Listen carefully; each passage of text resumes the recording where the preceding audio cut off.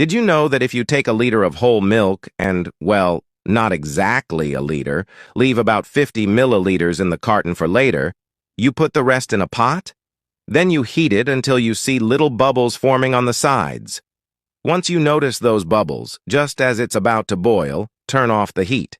Add 5 tablespoons of white alcohol vinegar, stir, and let it sit for about 2 minutes until the milk curdles.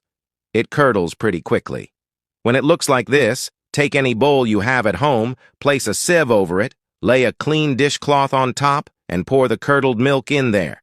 Let it sit for about 5 minutes without stirring or pressing, okay?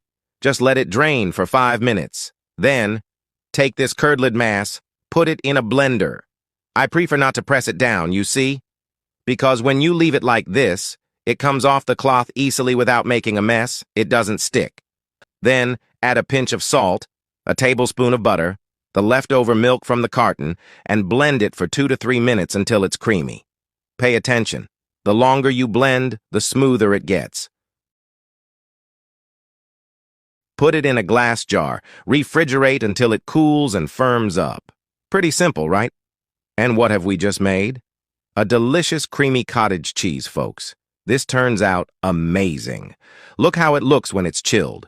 Way better than what you get in stores, no preservatives, and much cheaper. I only had to buy the milk because I already had the other stuff at home. Super creamy cottage cheese, cost-effective, yields a lot, and it's marvelous.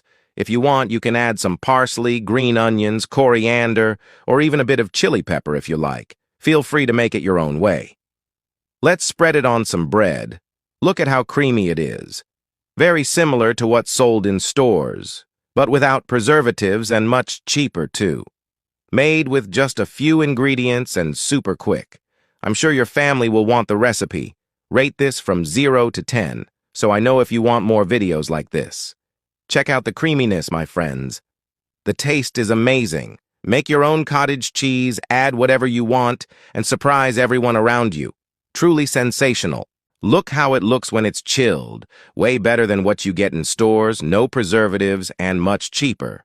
If you want, you can add some parsley, green onions, coriander, or even a bit of chili pepper if you like. Feel free to make it your own way. So if you thought making cottage cheese at home was impossible, I'm pretty sure after this video, you've changed your mind, right?